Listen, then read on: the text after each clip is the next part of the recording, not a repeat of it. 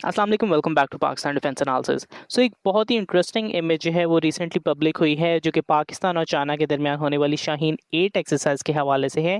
और जो image release हुई है उसके अंदर जो टेक्स्ट है उसकी अगर मैं लिटरल ट्रांसलेशन करूं तो उसका ये मतलब निकलता है कि 13 अगस्त से 7 सितंबर 2019 के दरमियान में J-16 के एक यूनिट के 5 J-16 या J-16 एयरक्राफ्ट जो हैं उनको शाहीन एयरपोर्ट पे शाहीन 8 एक्सरसाइज के लिए भेजा गया था।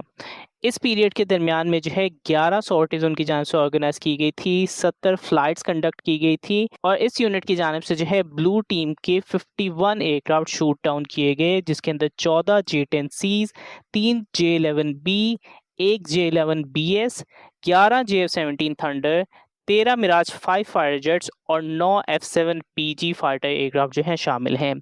ये जो है इस यूनिट की पहली जॉइंट ट्रेनिंग थी किसी भी फॉरेन मिलिट्री के साथ, और इसके अंदर जो रिसर्च कंडक्ट की गई उसके अंदर मिसाइल अटैक एनवेलप और अवॉइडेंस मेथड पे जोर दिया गया। J-16 और मिक्स्ड फॉर्मेशन की बेसिक टैक्टिक्स, हाई ऑल्टीट्यूड की लॉन्ग रेंज लॉन्च फिजिबिलिटी और J-16 के एयरबॉर्न रेडार एक्विजिशन कैपेबिलिटी को डिफरेंट टाइप्स की फॉर्मेशंस के अगेंस्ट टेस्ट किया गया। ये जो डॉक्यूमेंट है या इमेज है ये most likely Chinese social media पे रिलीज़ हुआ है और मोस्ट लाइकली ये पीएलए का, ये पीपल्स लिबरेशन आर्मी के यूनिट का इंटरनल रिकॉर्ड लगता है। बट द फैक्ट के J-16 के 5 यूनिट की जानिब से 51 फाइटर एयरक्राफ्ट को डैक्ट मिशन के अंदर शूट डाउन किया गया। और अभी हम इस पर एक्सप्लेन करते हैं कि डैक्ट मिशन क्या होते हैं।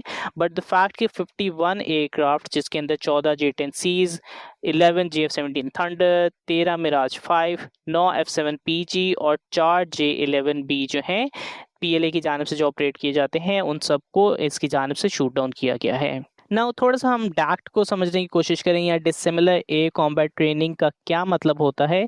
तो ये बेसिकली रियल कॉम्बैट नहीं होता है, ये ट्रेनिंग सिनारी होता है जहाँ पे इलेक्ट्रॉनिक सिस्टम जो है सिमुलेट करते हैं कि मिसाइल लॉक हुआ है या नहीं, गन सोल्यूशन जो है आपको मिला है या नहीं। रियल कॉम्बैट के अंदर जो है आउटकम्स डिफरेंट हो सकते हैं, मिसाइल मिस करते हैं, पायलट्स की जानिब से रिकवर किया जा सकता है, इलेक्ट्रॉनिक वॉरफेयर सिस्टम जो है इंटरफेयर करते हैं। तो डैक्ट का रिजल्ट जो है रियल वॉर की डायरेक्ट ट्रांसलेशन नहीं है, लेकिन डैक्ट जो है मीनिंगलेस भी नहीं होता है। ये स्पेसिफिकली टेस्ट करता है कि कौन पहले डिटेक्ट करता है, कौन बेहतर रेडार पिक्चर रखता है, कौन बेहतर एनर्जी मैनेजमेंट करता है और कौन सा इलेक्ट्रॉनिक वॉरफेयर सिस्टम जो है दूसरे का रेडार लॉक पहले कर सकता है। और फिर इस तमाम चीज़ को समझते हुए फिर जो 51-0 का जो रिजल्ट है वो J-16 के हवाले से बहुत अहम रिजल्ट शो करता है। नाउ J-16 जो है चाइना के most capable twin engine multi role fire jets में से है। जो सबसे इसका रेवर्ड यूनिट कंसिडर किया जाता है वो इसका डी वेरिएंट जो है कंसिडर किया जाता है। Sort of like Growler version जो है J-16D जो है वो उसमें कंसिडर किया जाता है। लेकिन ये ओरिजिनली जो है SU-30 फैमिली से बिलोंग करता है, लेकिन चाइना ने इसको इंटरनली इतना अपग्रेड किया हुआ है कि प्रैक्टिकली एक अलग एयरक्राफ्ट है। इसके अंदर टाइप 1493 एसा रेडार कैरी किया जाता है, इसका अपर्चर जो है बड़ा है, इस पर ज़्यादा पावर है, लॉन्ग डिटेक्शन रेंज है। लेकिन जो चीज़ J-16 को जेन्युइनली डेंजरस बनाती है वो सिर्फ रेडार नहीं है, वो उसका इलेक्ट्रॉनिक वॉरफेयर सूट भी है। J-16 का जो एयरबॉर्न इलेक्ट्रॉनिक वॉरफेयर सिस्टम है वो आप आर्ग्यू कर सकते हैं कि दुनिया के सबसे पावरफुल एयरबॉर्न जैमिंग सिस्टम्स में से एक है। ये साइमल्टेनियसली जो है मल्टीपल एयरक्राफ्ट के रेडार लॉक करके जैम कर सकता है। मतलब J-10C या JF-17 जो J-16 को लॉक करने की कोशिश करेगा, J-16 का इलेक्ट्रॉनिक वॉरफेयर सूट जो है उस लॉक को ब्रेक कर सकता है इससे पहले कि वो मिसाइल भी फायर करे। और J-16 खुद जो है मीनवाइल अपने सुपीरियर रेडार से जो है टारगेट ट्रैक करता रहता है इलेक्ट्रॉनिक इंटरफेरेंस के बगैर। इसमें जो एक और इम्पॉर्टेंट चीज़ आप कंसिडर कर सकते हैं वो ये कि एसिमेट्री जो है 2019 के अंदर टेस्ट की गई थी। शाहीन 8 जो है 2019 में कंडक्ट की गई थी और अब 2026 चल रहा है, तो इस चीज़ को तकरीबन 7 साल हो चुके हैं और इन 7 सालों के अंदर ना जाने किस कदर इंप्रूवमेंट जो है उनकी जानिब से हासिल की गई हो सकती है। लेकिन ये चीज़ एक और इम्पॉर्टेंट आस्पेक्ट है कि पाकिस्तान एयरफोर्स के एयरक्राफ्ट J-16 को सी कर रहे थे, लॉक करने की कोशिश कर रहे थे, लेकिन J-16 का इलेक्ट्रॉनिक वॉरफेयर का जो रेडार था उनके रेडार लॉक्स को डिफीट कर रहा था। मीनवाइल जो है J-16 अपनी सुपीरियर सेंसर पिक्चर जो है मेंटेन करता रहता था।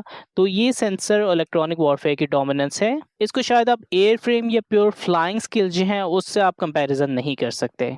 अब इसमें से एक और चीज़ ये कि 51 में से जो 14 एयरक्राफ्ट थे वो J-10C फाइटर जेट थे। आई एम मोस्ट सर्टेन कि जो J-10C उनकी जानिब से इसमें रेफ़र किए जा रहे हैं वो चाइनीज़ J-10C ही हैं, क्योंकि आई बिलीव उस टाइम तक पाकिस्तान के पास कोई J-10C मौजूद नहीं था।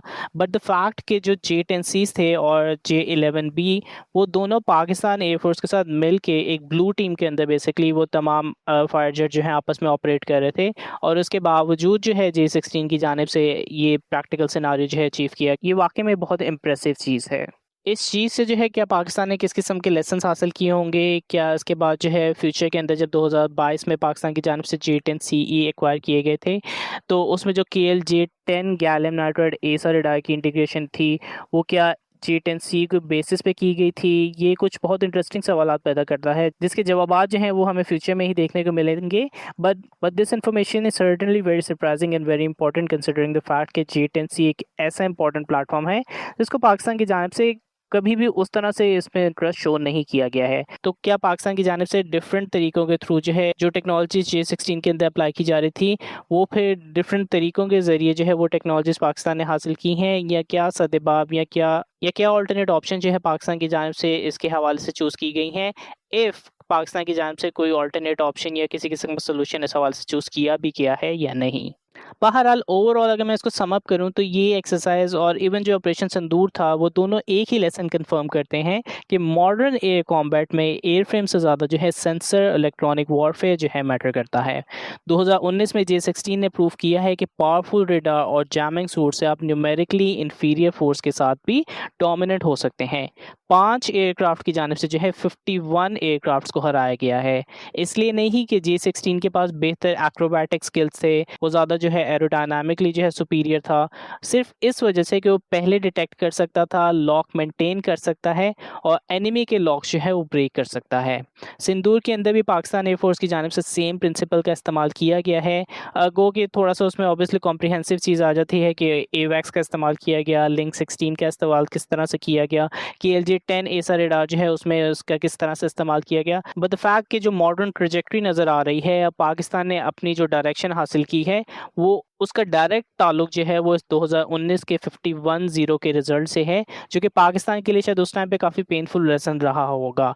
लेकिन पाकिस्तान ने वो लेसन जो है सीरियसली लिया है, J-10CE की एक्विजिशन की है, KLJ-10 एसर रेडार जो है अब हमारे पास मौजूद है, लिंक 17 की इन्वेस्टमेंट, एवैक्स की integration. I don't have an definitive answer कि क्या पाकिस्तान को J-16 फायर जेट हासिल करना चाहिए। इन एन आइडियल वर्ल्ड मैं बहुत से ऐसे फायर जेट चाहूँगा जो कि पाकिस्तान के अंदर हासिल हों। J-16D जो है यकीनन उनमें हायर रैंक्स पे मौजूद होगा या हायर टियर्स के अंदर मौजूद होगा, लेकिन क्या पाकिस्तान की डायरेक्शन इस टाइम पे अभी मौजूद है, ये एक बहुत बड़ा क्वेश्चन है। या क्या पाकिस्तान जो है इस सोल्यूशन को अपने PFX या डिफरेंट तरीके से अप्लाई करने की कोशिश कर रहा है? दिस इज़ अ क्वेश्चन जिसका हमें वक्त के साथ ही जवाब मिलेगा। लेट मी नो आपके इस हवाले से क्या ख्यालात हैं, let me know in the comments. तब तक के लिए Pakistan defence analysis out. Good bye.